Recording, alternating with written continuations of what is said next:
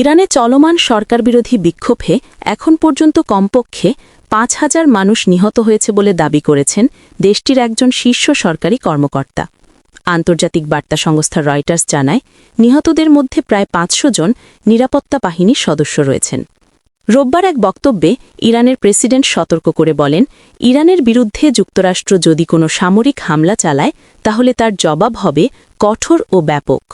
এই হুঁশিয়ারি এমন এক সময় এলো যখন দেশজুড়ে চলমান সহিংস বিক্ষোভে প্রাণহানির সংখ্যা নিয়ে নতুন তথ্য সামনে এসেছে। সরকারি সূত্রের দাবি, সাম্প্রতিক অস্থিরতা কেবল শান্তিপূর্ণ প্রতিবাদে সীমাবদ্ধ ছিল না, বরং এতে সশস্ত্র গোষ্ঠী, নাশকতা এবং নিরাপত্তা বাহিনীর ওপর হামলার ঘটনাও ঘটেছে।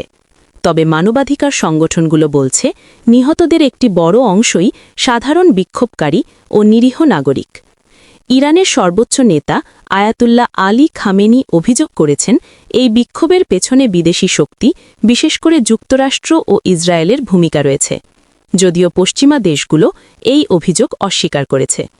মানবাধিকার সংস্থাগুলো ইরানে ইন্টারনেট ব্ল্যাকআউট, গণগ্রেপ্তার এবং দ্রুত বিচারের মাধ্যমে মৃত্যুদণ্ড দেওয়ার আশঙ্কার কথাও জানিয়েছে।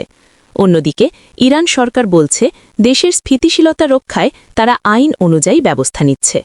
বিশ্লেষকদের মতে, এই পরিস্থিতি শুধু ইরানের অভ্যন্তরীণ রাজনীতিতেই নয়, বরং মধ্যপ্রাচ্যের সামগ্রিক নিরাপত্তা পরিস্থিতিতেও বড় প্রভাব ফেলতে পারে।